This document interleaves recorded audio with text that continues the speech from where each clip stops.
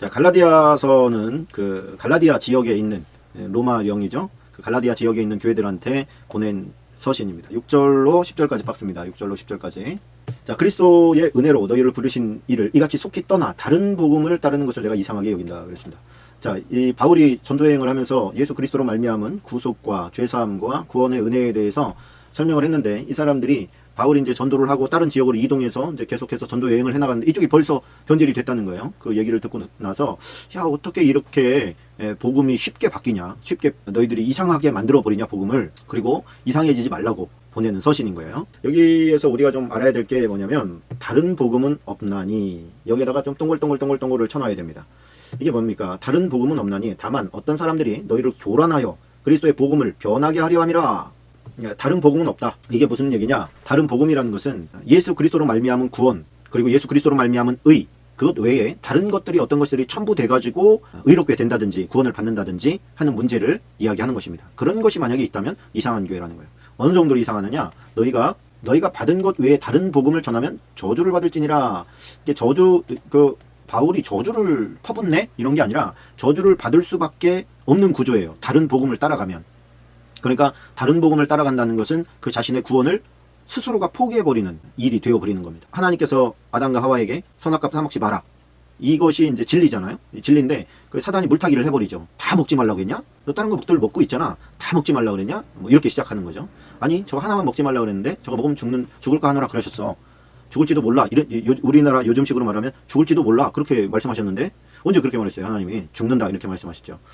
그랬더니 안 죽어, 걱정하지 마. 하나님처럼 될까봐 하나님이 질투하시는 거야. 이렇게 얘기를 바꿔버린, 물타기를 해버리는 거예요. 자, 우리가 지금 다니고 있는 교회를 보편적인 교회라고 합니다. 보편적인 교회. 여러분들이 장로교회에 있든 성결교회에 있든 뭐 감리교회에 있든 오순절 계통의 뭐 순복음을 있든 침례교회에 있든 뭐 나사렛에 있든 구세군에 있든 이 모든 교회들은 다 보편적 교회라고 합니다. 이 보편적 교회라고 하는 것이 뭐냐면, 오늘 바울이 말하는 그 복음의 핵심, 예수 그리스도로 말미암아 우리는 의롭게 되어지고 죄사함을 받고 구원을 받고 다시 오실 예수님을 기다린다. 이것을 고백하는 그 공동체는 모두 다 예수 그리스도 안에서 하나다. 그것을 인정하는 교회가 보편적인 교회입니다. 이게 인종을 떠나고 국가를 떠나고 장벽을 모두 다 떠나서, 또 우리가 알고 있는 교파가 있지만 우리가 모르고 있는 교파도 굉장히 많습니다. 그러면 그 교파들은 내가 알고 있는 교파만 진짜고 그 교파들은 잘못된 것이냐? 그렇지 않다는 거예요. 어느 정도의 차이는 있지만 그 교파들이 잘못된 게 아니라 예수 그리스도를 믿고 신뢰하고 또 성경 말씀을 최고의 권위로 놓고 그렇게 하는 이상 그 보편적 교회에 속하는 겁니다. 그리고 하나님 예수님께서 세우신 교회가 보편적 교회로 보는 거예요.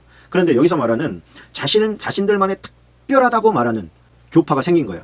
교회 내에 집단이 생긴 거예요. 집단이. 어떤 집단이냐? 우리는 특별하다는 거예요. 너네들보다 우리가 더 특별하다. 이런 교파주의가 하나 생긴 거예요. 그 교파주의에 대해서, 그 교파가 그러면 뭐 때문에 특별하냐? 그들은 특별하다고 얘기를 하는데 바울이 볼 때는 변질된 거였어요. 변질되다 보니까, 야, 너네들은 그 변질된 것이지 특별한 게 아니야. 이렇게 얘기를 해주는 거예요. 그 변질이 되어지면 너희들에게는 저주가 임하는 거야. 너희들 복음을 떠나게 되어지고, 복음을 떠나게 되면 결국에는 너희들이 망할 수밖에 없는 그런 존재들이 되는 거야. 저주받은 존재들이야. 그들이 바로 하나님을 믿는다고 하면서도 지옥에 갈 수밖에 없는 존재들. 자, 그거에 대해서 이제 이야기를 해주는 거예요. 그러면은 여기에서 다른 복음이라고 하는 게 뭐냐? 다른 복음이라고 말하는 것이 이제는 율법이 들어온 거예요. 또 영지주의 사상이 들어오기도 하고, 신비주의를 추구하기도 하고, 그것이 그런 것들이 모아져가지고 교회 내에 어떤 그 한 집단을 만들기도 하고요. 그들이 또 분파가 되어지고, 우리가 너희들보다 더 특별해. 이런 거 있잖아요. 그런 것들은 거의 100% 잘못된 것입니다. 우리들이 더 특별하다. 우리들은 특별하다. 이렇게 생각을 가진 교회들이 이단들 가운데 많이 있습니다. 그래서 그 이단들의 특징은 뭐냐면, 우리 교회는 특별해. 우리 목사님 같은 분은 없어. 또 우월의식, 특권의식을 가지고 있습니다. 내가 이 교회에 다니는 것은 내가 대단한 하나님의 은총을 받은 거야. 하나님의 은혜로 내가 이 교회에 오게 된 것이지, 다른 교회 갔다 들어가면 어쩔 뻔했어. 이런 것들 있죠. 그런 생각 가지고 있는 사람들이 꽤 많아요. 그거는 특별히 은총을 받은 게 아니라 내가 저주의 자리에 있구나 라고 하는 것을 오늘 성경을 통해서 알아야 돼요. 예수님께서는 보편적 교회를 세우셨지 당신들만의 특별한 교회를 세운 적이 없습니다. 또 특별한 목사를 만든 적도 없어요. 그렇게 따지면 모든 목사가 다 특별해져야 되는 거예요. 그러나 우리는 다 주의 종일 뿐입니다. 또 사역자들일 뿐이고요. 잠깐 왔다가 가는 존재들이에요. 그리고 예수 그리스도의 영광을 가로채서는 안 되겠죠. 모든 방면에 질서를 세워나가고 공동체를 위한 개인으로 또 성도로 그렇게 세워져 나가야 주님께서도 기뻐하시는 줄로 믿으시기 바랍니다. 그래서 여러분들이 혹시나 주변에서 나는 특별한 교회에 다니고 있어, 아니면 내가 섬기고 있는 어떤 분은 아주 특별한 분이야, 그런 분은 세상에 또 없을 거야, 뭐 이렇게 이제 어느 한 사람을 부각시킨다든가 한 교회를 부각시킨다든가 그렇게 해서 그 교회만의 특별한 어떤 것이 있는 것처럼 얘기하는 거, 그런 것을 발견하면 오늘 이 본문을 말씀해 주시고 또 설명을 해주세요. 그런 특별한 교회가 너네들 그러면 지금 2000년 동안의 교회가 지금 다 너네 교회보다 못하고 핫발이고 엉망진창이었고 구원받 뭐 재수 좋으면 구원받고 재수 나쁘면 대부분 다 지옥에 가고 지금 너희들이 믿고 있는 그 교회의 그 교리와 그 어떤 리더와 그 사람을 만나지 않았더라면 큰일 날 뻔한 일이 2000년 동안 그럼 있었던 일보다 더 귀하냐? 이렇게 얘기를 해줘야죠. 보편적 교회를 떠나서는 어느 교회도 세워질 수 없었습니다. 그 보편적 교회가 지니고 또 붙잡고 온 최고 권위의 하나님의 말씀, 그 말씀보다, 그 말씀 자체보다, 그 말씀을 해석해주는 누구보다 말씀 자체가 높아야지 그 말씀을 해석해주는 어떤 사람이 더 높아져서는 그 문제가 있는 교회. 목사님이 뭐 설명이나 해석이나 또 뭐 영적으로 뭐 어쩌고 저쩌고 하는 어떤 여러 가지 일련의 일들이 있을 수 있지만 그냥 성경 텍스트 본문보다 아무리 해석을 잘한다 할지라도 그분이 더 높아질 수는 없는 겁니다. 뭐 이 정도만 하고 넘어가겠습니다. 만약에 내가 그런 생각을 가지고 있다거나 아니면 내가 그런 교회를 다니고 있다. 우리 교회 성도들은 대부분 교회를 아끼고 사랑하는 이런 문제가 아니에요. 여기서 말하는 것은 우리 교회만의 특별한 은총이야, 막 이렇게 어떤 이단 사조를 따라서 다른 교회는 구원이 있을 수도 있고 없을 수도 있어. 거기는 뭐 이런 것들, 우리 교회에 와야 조금 안전권에 들어, 뭐 이런 거 있잖아요. 다 어리석은 짓 하는 거예요. 거기서 빨리 나와야 돼요. 그 목회자가 그런 생각을 가지고 있으면 더 빨리 떠나야 되고, 목회자는 가만히 있는데 성도들이 그래도 그걸 방종하는 거기 때문에 빨리 떠나는 것이 당신의 영혼을 위해서 유익합니다. 보편적 교회로 가십시오. 자, 2장으로 넘어가겠습니다. 2장 11절 13절, 2장 11절 13절 밑줄을 좀 치고 가겠습니다. 11절로 13절까지 이렇게 이야기를 하네요. 이 밑줄입니다. 게바가 안디옥에 이르렀을 때에, 자, 게바가 누구예요? 베드로죠. 베드로가 안디옥에 이르렀을 때에 책망받을 일이 있기로 내가 그를 대면하여 책망했다, 이렇게 얘기합니다. 그러니까 사도 바울은 그 사도성에 있어서 항상 약간은 찜찜해요. 왜 그러냐면 예수님의 직속 제자는 아니었거든요. 그러니까 고린도 교회 같은 경우에는 당신이 진짜 사도냐, 당신은 예수님의 직속 제자도 아니지 않았느냐, 이렇게 따라다녔어요. 그런데 사도 바울은 예수님께서 예수님을 만났잖아요. 또 천국에도 갔다 오고 나는 하나님으로부터 직접 사도권을 인정받았다. 본인이 그렇게 얘기는 하는데 그건 당신 말이지. 다른 사람들은 당신보다 훨씬 더 예수님을 많이 따라다닌 사람들도 제자라고 사도라고 들어가지 못했는데 당신은 왜 스스로를 사도라고 하냐, 이런 시비가 계속 일어났었어요. 그런데 게바라고 하면은 이거는 정말 그 사도 중에 사도 아닙니까? 탑 리더 군에 속한 사도인데 이 사도를 바울이 책망했다는 거예요. 뭐 때문에 책망했느냐? 야고보에게서 온 어떤 이들이 이르기 전에 게바가 이방인들과 함께 먹다가 그들이 오매, 여기서 그들이라고 하는 것은 이제 그 야고보에게서 온 어떤 이들이에요. 여기서 야고보는 예수님의 육신의 동생 야고보를 말하는 거예요. 그러니까 그 야고보가 오기 전에 그들이 오매 그가 할례자들을 두려워하여 떠나 물러가매. 이 말은 무슨 말이냐면 베드로가 이방인들이랑 같이 이제 먹고 있었어요. 먹고 있었는데 야고보가 온다는 소식이 들려요. 그랬더니 일어납시다. 그리고 일어나서 가버리는 거예요. 딴 데로. 그 모습을 바울이 본 거예요. 이거 뭐야? 당신 그 이방인들 그 로마 백부장한테 복음도 전하고 그 집에 가가지고 기도하고 말씀 전할 때 성령 임한 것도 보고 그래가지고 이방인에게도 하나님께서 성령을 주셨다, 그렇게 얘기를 해놓고, 그리고 본인이 누구예요? 바나바와 바울한테 이방인들에게는 거치는 것, 율법 뭐 이런 거 두지 말고 그냥 그 자유롭게 두되 뭐 목매야 잡은 거, 피째 먹는 거, 또 제사 음식 이런 것만 먹지 말라고 좀 얘기를 하고 나머지는 다 프리하게 해주자. 그렇게 해서 그 믿음으로 말미암아, 성령으로 말미암아 구원받는다고 하는 것을 인정해놓고 지금 이방인들과 같이 먹냐? 이런 어떤 눈에 불을 켜고서 지금 뭐라 그럴까요? 좀 책망받든가 아니면 논쟁의 여지가 있는 그 복잡한 그런 상황을 그냥 피해버리려고 일찍 일어나서 나가버리는 거야? 그러면서 말이야, 무슨 안으로나 밖으로나 다 정직하라고 얘기하는 거야? 다 깨끗하다고 얘기할 수 있는 거야? 그 이방인들, 하나님 믿지 않는 사람들이나 하는 일 아니냐 말이야? 뭐 이렇게 책망을 했다는 거예요. 그래서 모든 자 앞에서 게바에게 이르되 내가 유대인으로서 이방인을 따르고, 이방인을 따른다는 것은 뭐냐면 이방인처럼 행동하면서 유대인답게 살지 아니하면서 어찌하여 억지로 이방인을 유대인답게 살게 하려 하느냐? 라고 내가 책망했다. 이렇게 이야기하는 것입니다. 여기서 제가 주고 싶은 말은 뭐냐면 사람들의 평가, 사람들의 시선을 의식하지 않고 하나님만 의식하면서 살아나간다는 것은 이렇게 어려운 일이다. 게바조차도 그렇게 하기가 몹시 힘든. 그러니까 우리가 생각할 때 다 코람데오 인생을 살아야 돼요. 하나님 앞에서 인생을 살아야 되는데 하나님 앞에서 부끄러울 것이 없으면 사람들 앞에서도 부끄러울 것이 없어야 되는데 하나님 앞에서의 모습과 사람들 앞에서의 모습이 서로 다른 그런 모습을 신앙인들에게서도 발견했다는. 근데 지금 상황을 보아하니까요, 바울이 게바에게, 베드로에게 그런 책망을 했을 때 베드로는 그것을 받아들인 것 같아요. 바울과 싸우지 않았어요. 그러니까 또 그 베드로의 인격이 또 한 단계 높구나 이렇게 생각할 수도 있죠. 우리도 배워야 될 모습이라고 생각합니다. 남들이 나한테 내가 저 사람보다 더 어떤 신앙생활도 오래 하고 또 직분도 높고 그런데 당신이 나한테 지금 그렇게 얘기하는 건 아니지, 뭐 이렇게 마음 먹지 않고, 그죠? 그냥 겸손하게 당신의 말씀도 참 일리가 있습니다, 맞는 것 같습니다, 내가 좀 그렇게 해보도록 노력하겠습니다. 이런 것은 굉장한 겸양에서 나오는 것이죠. 자, 그리고 나서 16절도 밑줄입니다. 16절도 밑줄을 좀 쳐놓으시기를 바랍니다. 사람이 의롭게 되는 것은 율법의 행위로 말미암음이 아니요 오직 예수 그리스도를 믿음으로 말미암는 줄 알므로 우리도 그리스도 예수를 믿나니 이는 우리가 율법의 행위로서가 아니고 그리스도를 믿음으로써 의롭다함을 얻으려 함이라. 율법의 행위로서는 의롭다함을 얻을 육체가 없느니라. 자, 이것이 참 그 갈라디아 지역의 지금 율법주의와 예수 그리스도의 메시아주의가 서로 부딪히면서 이방인들은 메시아 사상이 전혀 없었어요. 근데 유대인들은 메시아 사상이 있었어요. 근데 그 메시아 사상이 구약에 기반한 것이잖아요. 구약에 기반했다는 것은 뭐냐면 율법과 한 덩어리 속에 메시아 사상도 들어있다는 얘기예요. 그러니까 지금 이방인들이 예수님을 믿는다고 얘기하는데 이 사람들은 율법과 전혀 상관없이 살아가는 거예요. 바울은 지금 너희들은 율법을 다 안 지켜도 된다 이렇게 얘기해 놓은 상태이니까 그것이 하나님으로부터 왔다는 생각은 하지 않고 바울이 얘기한 거라고 생각하는 거예요. 그러니까 유대 공동체, 그 회당 공동체에서 이 사람들을 볼 때는 너희들 같은 하나님을 믿는다고 얘기하고 너희들 우리가 기다리던 그 메시아를 믿는데 너희들은 삶은 율법과 전혀 다른 삶을 사네? 너희들 그렇게 살면 안 돼. 그러면서 이구동성으로 너희들이 율법을 지켜야 된다라고 얘기를 하니까 이방인인, 말씀에 기반이 없는 사람들이 여기에서의 말씀의 기반이라고 하는 것은 구약 성경도 있고 신약 성경도 있는 거예요. 근데 아직 지금 신약 성경이 만들어지고 있는 그런 타이밍이기 때문에 이 사람들이 지금 말씀에 대한 지식이 없어요. 바울이 말한 게 다야. 바울이 말한 걸 들은 게 다야. 그러니 그게 그냥 뭐 바울이 그 뭐 수십 년 있었던 것도 아니고 길어봐야 몇 개월에서 몇 년인데 그 기간 동안에 그 사람들한테 가르쳐준 그 복음의 정수가 얼마나 많겠어요. 부족하단 말이에요. 근데 이 사람들은 구약의 성경을 가지고 있고 또 그 성경에 기반한 삶을 살다 보니까 이 사람들이 생각하기에도 그래 그냥 믿음만으로만 구원받는다는 것은 너무 약하지 않나? 우리도 뭔가를 행위로 뭔가를 해야지 될 것 같은 압박감을 느끼고 있을 때 유대인들이 탁 던져준 거예요. 율법 지켜라 이렇게. 그것 때문에 그 갈라디아 사람들이 이제 율법을 지켜나가기 시작한 거예요. 그러면서 너네들은 갈라지기 시작한 거예요. 율법을 지켜야 된다. 지키지 않아도 된다. 지키지 않아도 되는 사람들은 좀 프리하게 지냈지요. 근데 율법을 지키는 사람들이 볼 때는 어때요?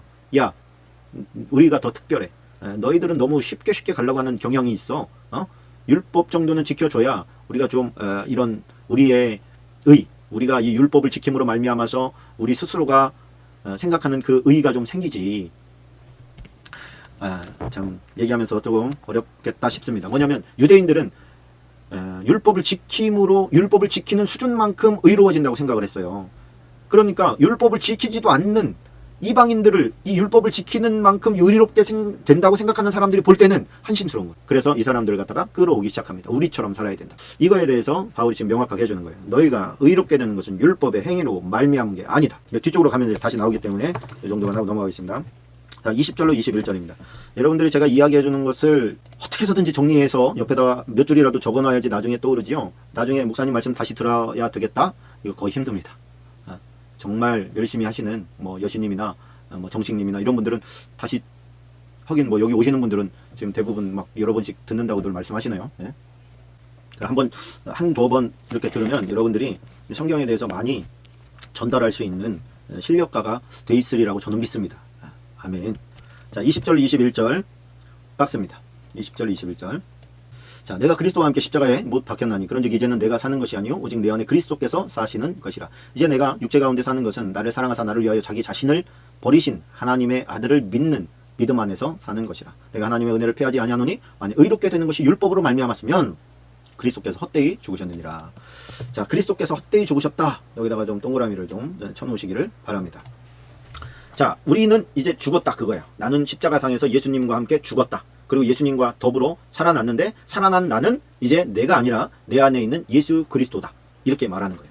근데 현실을 보면 어떻습니까? 현실을 보면 우리가 예수 그리스도로 말미암아 살아나간다고 한다면 예수 그리스도가 우리한테 이만큼 크게 차지를 해야 되는 거예요. 우리의 내면과 생각과 언어와 이런 행동 가운데 예수님이 엄청나게 예수님의 모습이 카피된 모습이 드러나야 되는데 오히려 죄된 생활과 죄된 생각과 어떤 이런 죄된 행동들이 안 없어지는 것 같은 거예요. 여기서 이제 크리스천들의 딜레마가 시작되는 겁니다. 나는 예수님을 믿었고 난 예수님 안에서 죽었다고 하는데 나는 왜 내 죄성을 못 버리는가? 나는 왜 이 죄에서 헤어나지를 못하는가? 나는 왜 거룩하게 안 되는가? 이런 질문을 이제 스스로에게 하게 됩니다. 그리고 나서 내린 결론은 내 믿음은 가짜. 이렇게 이제 결론을 내리려고 하는 거예요. 사단은 또 그걸 노리는 것이죠. 우리가 성화되어 간다는 거, 우리가 성결케 되어져 간다는 거, 다시 말하면 거룩하게 되어져 간다는 것은 하나님께서는 이미 너를 거룩하다 이렇게 인정을 해버렸어요.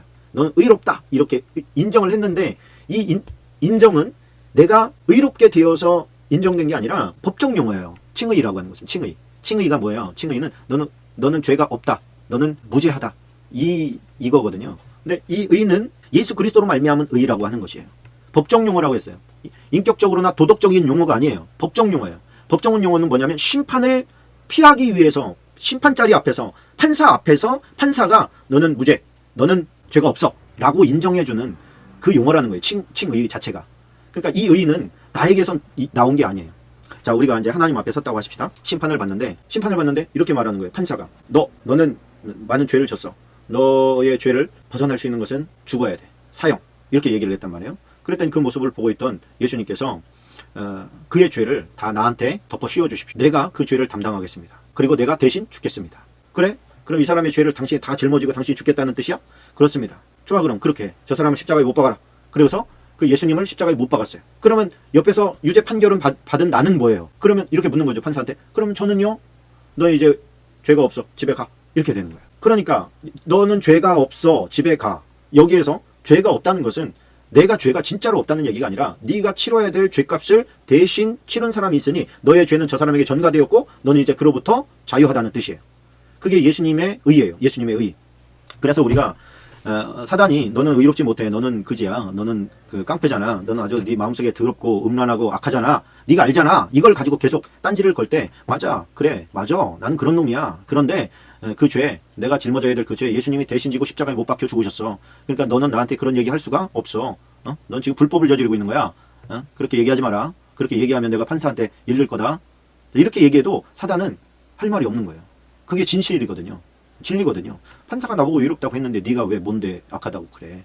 이런 것이죠. 그러나 그 칭의는 나 자신으로부터 나온 것이 아닌데 나 대신에 죽은 분이 예수님이라면 내가 계속해서 그 나쁜 짓을 하면서 살 수는 없지요. 성경대로 하면 계속해서 네가 그런 짓을 하고 산다면 예수님을 끝없이 십자가에 못 박는 짓이다. 그렇게 얘기하는 것이잖아요. 그러니까 주님께서 대신 죽어주신 목적은 뭐예요? 그런 죄책감에서 벗어나서 자유 안에서 성별되어 가라. 그런 거예요. 성별되어 가라. 그러니까 우리는 자라가는 거예요. 그리스도의 장성한 분량에까지 자라가라. 성경이 그렇게 요구하고 있지 않습니까? 그러니까 우리가 지금은 우리 자신이 별 볼 일 없고 한심스럽고 너무 그렇지만 그런 모습 속에서도 희망을 놓지 말고 예수님께서 나를 위해서 돌아가셔서 나는 지옥에 가지 않아. 지옥에 가지 않기 때문에 마음껏 죄 짓는 게 아니라 지옥에 가지 않기 때문에 나는 이제 마음 놓고 의롭게 살 수가 있어. 이렇게 이제 방향을 잡아서 가라는 뜻입니다. 그것이 내 뜻대로가 아니라 그리스도가 살아가는 것처럼 나도 살겠어 라고 하는 마음을 가져라. 그것이 뭐다? 그리스도가 사는 거예요. 내 안에. 자, 3장으로 넘어가겠습니다. 자, 3장 1절로 3절까지 박습니다. 자, 어리석도다 갈라디아 사람들아, 예수 그리스도께서 십자가에 못 박히신 것이 너희 눈앞에 밝히 보이거늘 누가 너희를 꾀더냐? 내가 너희에게 다만 이것을 알려하노니 너희가 성령을 받은 것이 율법의 행위로냐 혹은 듣고 믿음으로냐? 너희가 이같이 어리석으냐? 성령을 시작하였다가 이제는 육체로 마치겠느냐? 자, 여기에서 중요한 핵심구가 뭐냐면 너희가 성령을 받은 것이 율법의 행위로냐 혹은 듣고 믿음으로냐? 여기다 동글동글 이렇게 쳐놓으시기 바랍니다. 자, 성령을 받았다고 하는 것의 의미를 뭔지를 알아야 돼요. 성령을 받았다고 하는 것은 구원을 받았다는 뜻입니다. 구원을 받았다는 거예요. 또 죄사함을 받았다는 거예요. 예수 그리스도의 은혜가 그에게 임했다는 뜻이에요. 하나님이 보내주신 성령이 그에게 강림하셨다, 임하셨다는 뜻입니다. 그러니까 그 사람은 구원받은 사람의 표징인 거예요. 그러면 너희가 구원받았는데 구원받았다고 하는 것이 구원이 획가닥 하면서 한번 받았다가 하나님의 마음에 틀어지면 취소 이렇게 되고 막 이런 것이 아니다 말이죠. 한번 받으면 그 구원이 끝까지 가는 것인데 너희가 그 구원을 받을 때 너희가 율법을 이만큼 쌓았더니 하나님께서 너희에게 성령을 이렇게 주신 거냐? 그렇지 않다는 거예요. 너희가 믿고 회개하고 예수 그리스도를 영접했더니 너희에게 성령을 주신 것이 아니냐? 그러면 구원의 조건이라고 하는 것이 율법이냐? 이렇게 질문을 하는 것이. 그거 아니죠. 이게 믿음으로 말미암는 구원의 조건, 그리고 구원받은 자에게 주시는 성령이 너희가 율법의 행위로 말미암아, 달리 말하면 너희의 어떤 선한 행동들로 말미암아 그것이 조건이 되어서 구원을 받았다는 것이 아니라고 하는 증거가 아니냐, 이 얘기를 해주는 거죠. 이게 뭐 지금은 우리가 율법에 대해서 지금도 뭐 묶여서 사는 사람들이 많이 있습니다만 유대인만 하겠습니까? 우리도 교단에서 이제 옛날 그 율법주의적 가르침을 추구하는 교단들이 있어요. 예를 들어서 예배당에 이제 강대상은 여기는 지성소야, 함부로 올라올 수도 없고, 여기는 어디 신발을 신고 올라와, 응? 어디 평신도가 여기로 올라와, 이렇게 이제 하는 그런 곳들이 있어요. 그리고 너네들이 앉는 자리 거기가 성소고, 이 목사님이 이게 말씀 전하니 강대상은 지성소야, 어디 말이야 여기를 함부로 올라오고 그래, 이렇게 얘기하는 곳이 거의 율법에 기반한 그런 묶인 신앙생활을 합니다. 본인들은 묶였다고 생각하지 않고 당연히 하나님을 믿는 자들이라면 당연히 그렇게 해야 된다고 믿어요. 자, 그런데 지금 우리는 그렇게 치면 당신 제사장이냐 이렇게 물어볼 수 있죠. 그러면 당신 제사장이냐? 그럼 성경에 너희는 다 왕같은 제사장이라고 하지 않았느냐? 그럼 거기서 너희는 다라고 하는 게 목사를 말하는 거냐, 모든 성도들을 말하는 거냐? 그러면 갸우뚱, 목사를 말하는 거라고 얘기를 해야 목회자들이 권위가 서는데, 거기서 말하는 너희들은 다 왕같은 제사장들이라고 하는 것은 목사를 말하는 게 아니라, 선교사를 말하는 게 아니라 모든 예수 그리스도를 믿는 백성들을 향해서 그렇게 말했다는 거예요. 그럼 다시 말하면은 당신이 지성소라고 얘기하는 강대상 위를 누구라도 올라갈 수 있는 것이죠. 예수님께서는 십자가에 못 박혀 죽으심으로 말미암아 성소와 지성소를 구분짓는 휘장을 찢어버리시잖아요. 누구나 그 안으로 들어갈 수 있다고. 그래서 우리가 율법에 사로잡힌 신앙생활을 하는 것은 그 율법이 나쁜 거냐? 나쁜 것은 아닙니다. 그러나 율법의 포인트를 맞춰주면, 율법은 죄를 깨닫게 한다 그랬잖아요. 죄라고 하는 것은 뭐냐면 해야 한다, 하지 말아야 한다를 규정짓는 정의예요. 그러면 해라, 하지 말아에 묶여 있으면 더 큰 그림인 사랑하라, 이거는 보지 못하는 거예요. 자, 그러면서 이제 덧붙인 게 6절로 8절인데 여기도 박스입니다. 6절로 8절. 자, 아브라함이 하나님을 믿음에, 여기다 동그라미 하나님을 믿음에 그것을 그에게 의로 정하셨다. 자, 이게 무슨 얘기예요? 아브라함이 하나님을 믿음에 그것을 그에게 의로 정하셨다. 자, 아브라함이 하나님을 믿었더니 그것을 그에게 의로 정하셨대요. 누가? 하나님께서. 자, 그러면 유대인들에게 있어서 아브라함이라고 하는 것은 믿음의 조상이에요. 자신들의 구원의 조상이에요. 우리가 아브라함의 후손이기 때문에 우리가 구원을 받는다, 이렇게 생각을 하고 있었기 때문에, 그렇게 믿고 있었기 때문에 우리에게 있어서 아브라함은 당연히 구원받은 자예요. 당연히 구원받은 자예요. 근데 그 구원의 조건이 뭐라고 생각했냐면 의라고 생각을 했어요. 의로워야 천국 간다, 이렇게 생각을 했거든요. 그렇기 때문에 바울이 반문하는 거예요. 바울이 뭐라고 반문하냐? 아브라함은 의로웠냐? 그랬더니 당연하지, 의로웠지, 그 말이라고 하냐? 그리고 다시 물어볼게. 그러면 아브라함 때 율법이 있었냐? 이렇게 물어본 거예요. 왜? 그들이 의롭게 되는 수단은 율법이라고 생각했기 때문에. 근데 아브라함 때 율법이 있었어요, 없었어요? 율법이 없었어요. 율법이 언제 생겼습니까? 아브라함, 이삭, 야곱의 12아들, 그 다음에 70여 명이 이집트로 이주하죠. 이주해가지고 몇백 년? 400년이 흘러요. 400년이 지나서 모세가 나오면서 출애굽하게 됩니다. 출애굽해가지고 광야의 시내산에 다다라서 시내산에서 비로소 하나님의 율법을 받는데, 그러면 적어도 500년 이상 지났잖아요. 그러면 그 율법을 받기 전에 아브라함부터 시작해서 약 500년의 세월을 지내는 동안에는 그러면 그 사람들은 어떻게 되냐? 그들은 아브라함의 후손이기 때문에 다 구원받았을 거라, 이렇게 생각을 하는 거예요, 이 사람들. 그런데 아브라함은 그러면은 의롭게 됐기 때문에 구원을 받았을 텐데, 그 의는 율법에서 기준한 의가 아니라 하나님을 믿었기 때문에, 하나님을 믿었더니 그것을 그에게 의로 정하셨다고 성경에 기록해 놓지 않았느냐? 끄덕끄덕. 그러네요. 그러면 그 하나님을 믿었더니 의롭게 되어지는 그 시스템이 여기 있다면, 율법으로 말미암아서 의롭게 되는 시스템도 있고 하나님을 믿었더니 의롭게 되는 시스템도 있고, 두 개가 공존하고 있는 거 아니냐? 하나님께서 이제 율법으로 말미암는 의가 있으니 아브라함의 의는 이제 없어졌다, 이렇게 말씀하신 게 있느냐? 그런 거 없지요. 그러면 이 의는 어디로 갔냐? 너희들이 지금까지 묵혀두었던 거 아니냐? 이 얘기를 하고 있는 거예요. 여러분, 이해가 되시면 채팅창에다 끄덕끄덕 이렇게 해주세요. 안 되면 조금 더 설명을 하고. 이해가 되실 줄로 믿습니다. 여러분들은 수준이 높기 때문에.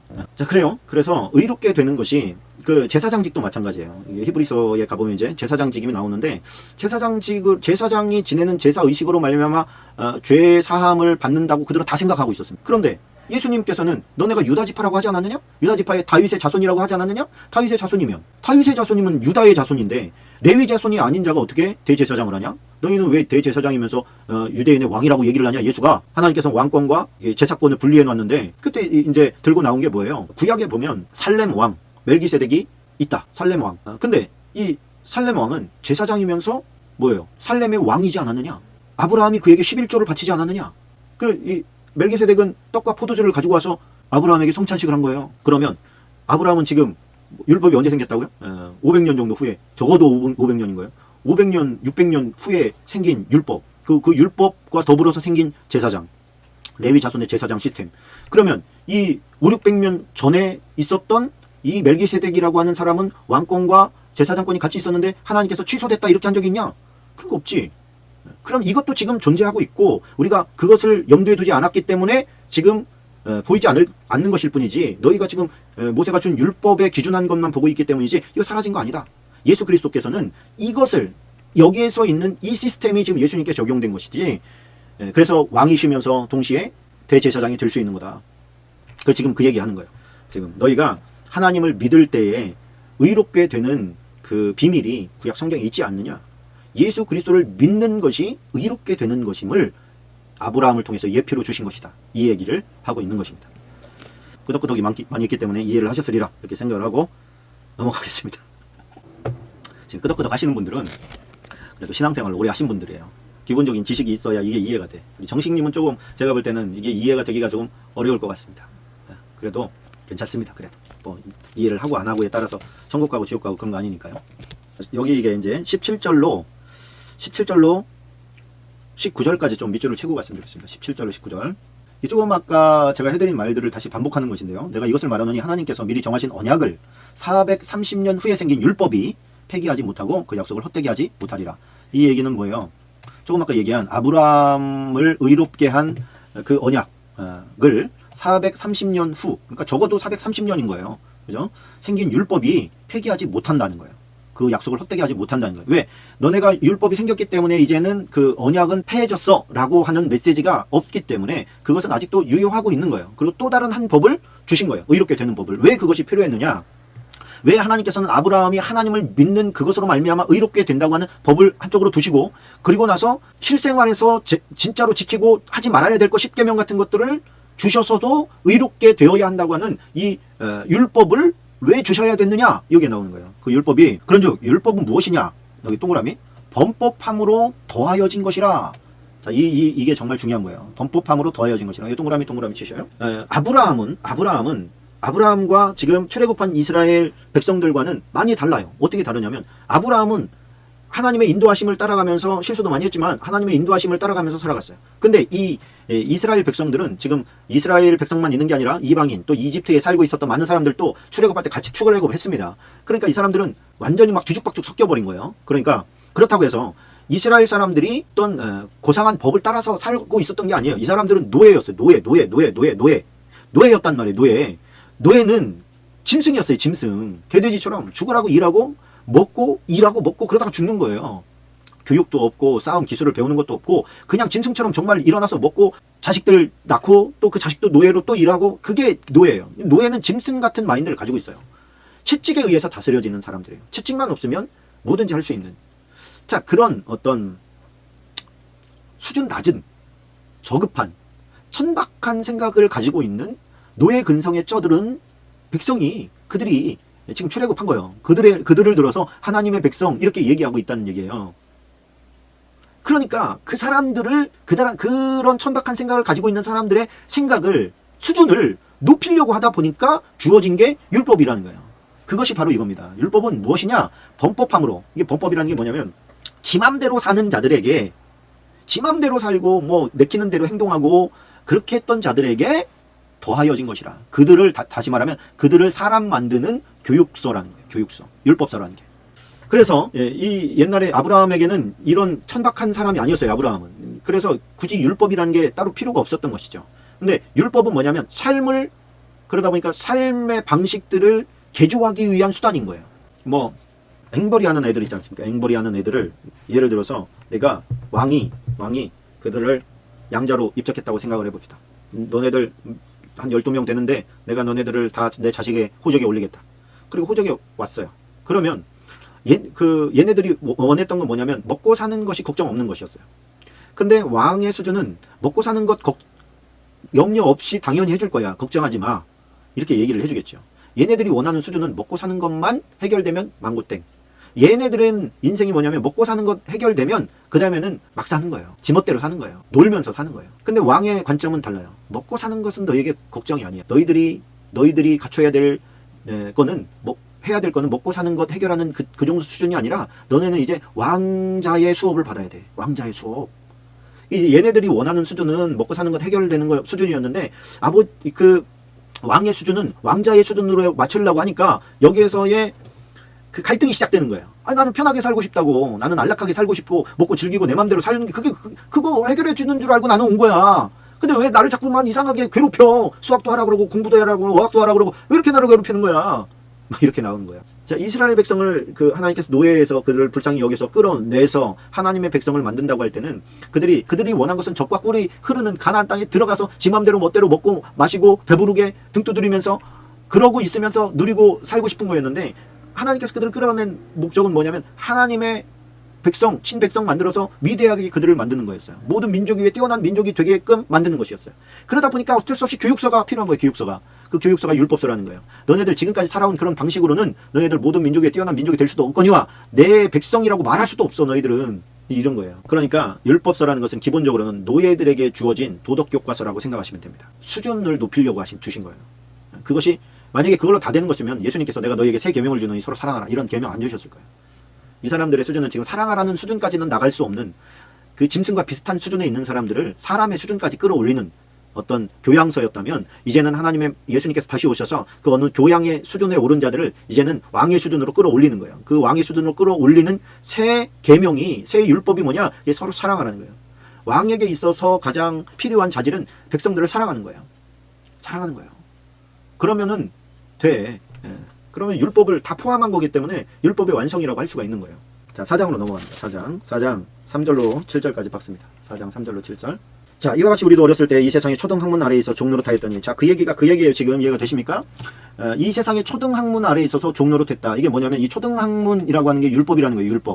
율법 아래에 있어서 우리가 종노릇했다. 그 율법을 그것만 하면 되는 줄 알고 그것만 졸졸졸졸 따라다니면서 했다 이 얘기예요. 때가 참해. 이 때가 참해라는 건 뭐예요? 초등학문을 다 떼었을 정도가 되매 하나님이 그 아들을 보내사 여자에게서 나게 하시고 율법 아래에 나게 하신 것을 율법 아래에 있는 자들을 속량하시고 건져내시고 그런 거죠. 우리로 아들의 명분을 얻게 하려 하심이라.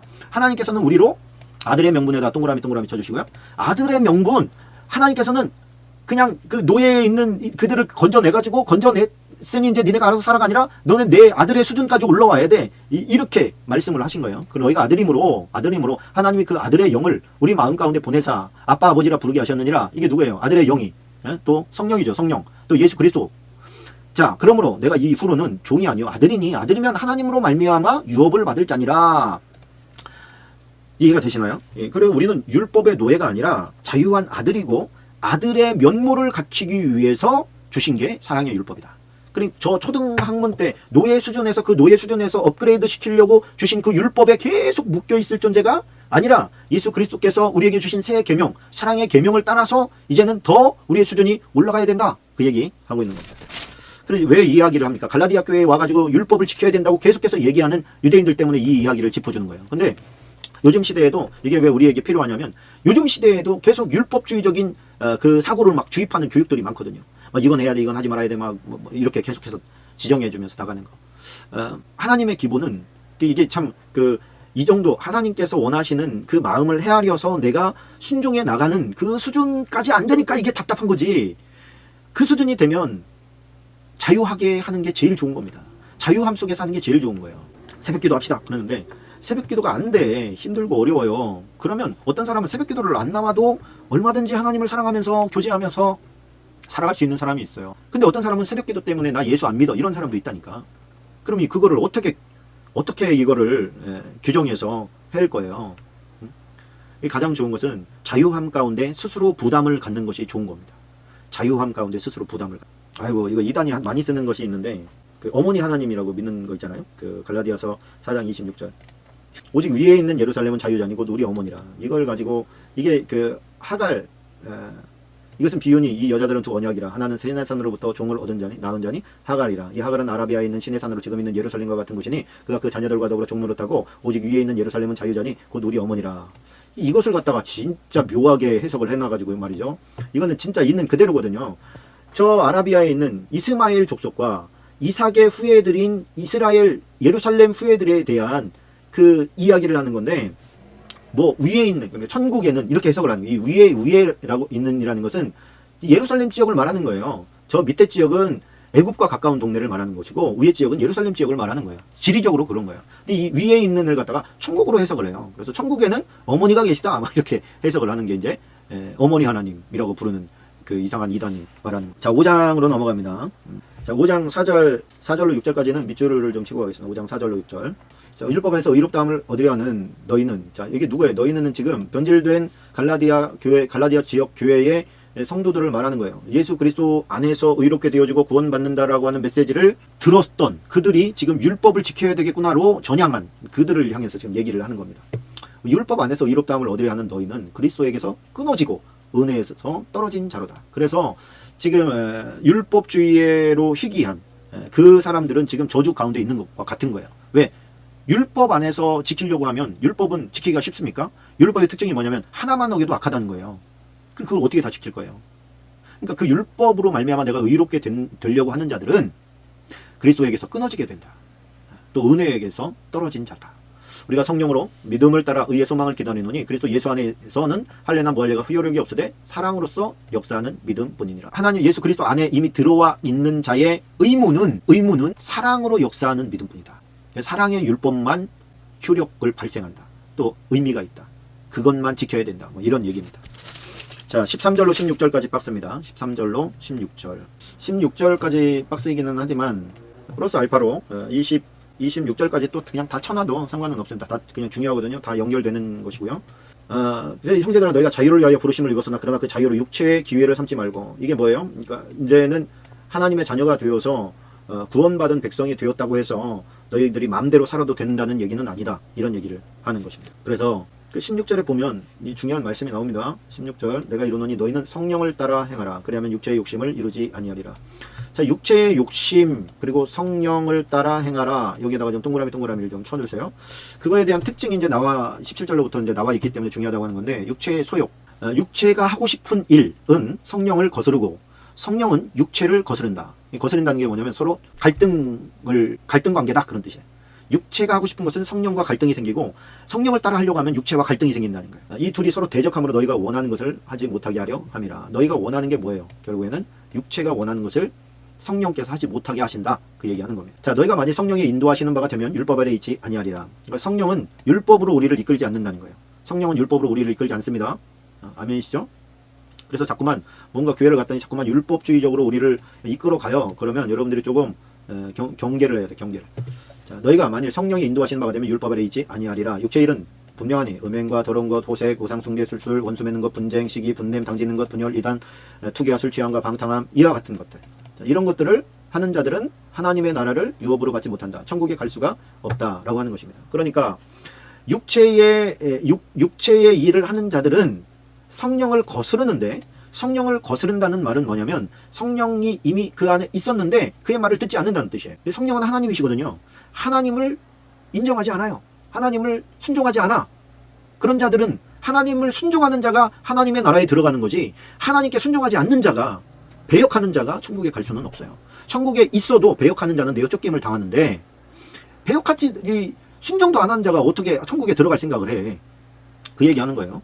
그래서 성령을 거스르고 여기서 말하는 육체의 일들을 하는 자들은 하나님의 나라를 유업으로 받지 못한다. 다시 말해 하나님 나라를 들어갈 수 없다.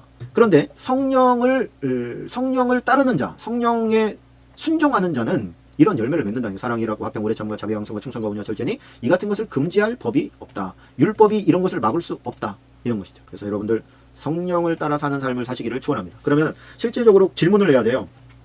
성령을 따라서 사는 게 어떤 겁니까? 그거는 이렇게 주님과 교통할 수밖에 없죠, 그죠? 그 누굽니까? 프랭크 루박이 루박의 그 편지를 요즘에 읽고 있는데 거기 보니까 이 그 선교사로 활동할 때 이분은 그 발버둥 치는 게 뭐냐면 하나를 하나님과 동행하면서 살아가려고 하는 것을 기록으로 남겼어요. 거기에 보니까 오늘은 얼마만큼 내가 예수님을 생각하고 예수님과 이것도 예수님께서 이 타자기를 칠 때 내 손가락을 움직여 주세요. 막 이런 식으로 하나를 다 주님과 이렇게 결부시키는 거예요.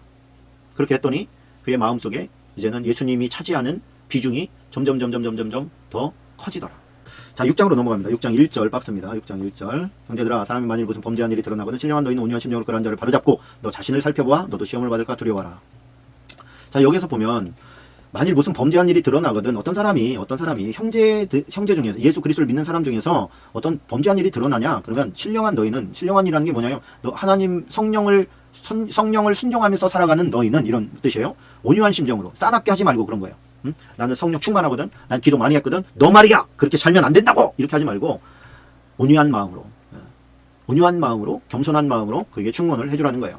바로잡고, 또 더 중요한 건 너예요. 너 자신을 살펴보아서 너도 시험을 받을까 두려워요.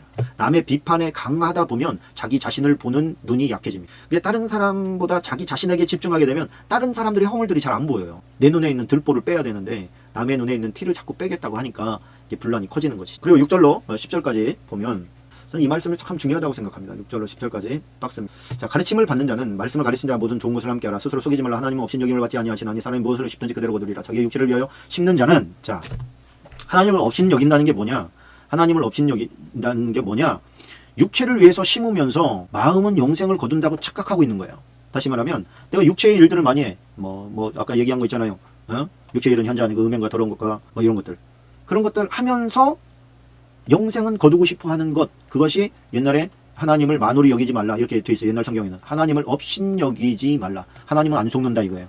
네가 성령을 따라 사는 삶을 살면, 그걸 심는다는 표현을 하는 거예요. 성령을 따라 사는 삶을 살면 너는 영생을 거두게 된다. 그러나 네가 육체를 따라 살면 너는 썩어질 것을 거둔다. 지옥 간다 이 얘기예요. 우리가 선을 행하되 낙심하지 말지니 포기하지 아니하면 때가 이르면 거두리라. 그러므로 우리는 기회 있는 대로 모든 이에게 착한 일을 하되 더욱 믿음의 가정들에게 할지니라. 자, 여기 보면 가르침을 받는 자는 가르치는 자와 모든 것을 함께하라, 이런 말씀이 있습니다.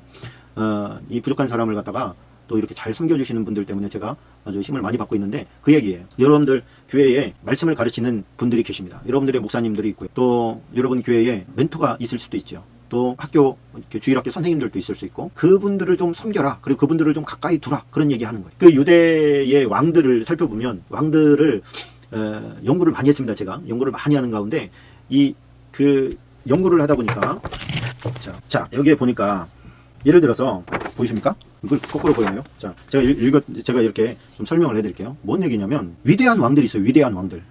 뭐 우리가 생각할 때 뭐 여호사밧, 그 다음에 히스기야, 그 다음에 요시야, 이런 왕들이 있습니다. 이런 왕들은 참 위대하다고 말하는 왕들이거든요. 근데 그 위대하다고 말하는 왕들에게 있었던 선지자들이 있어요. 여호사밧 같은 경우에는 예후와 야하시엘과 엘리에셀 같은 사람이 있었고요. 히스기야에게는 이사야나 미가 같은 사람이 있었죠. 또 요시야 같은 진짜 최고 위대한 사람 같은 경우에는 훌다, 스바냐, 나움, 예레미야, 이런 사람들이 있었습니다. 이게 무슨 얘기를 해주는 거냐? 그리고 다 욕먹은 왕들 있잖아요. 욕먹은 왕들은 주변에 선지자가 아무도 없어.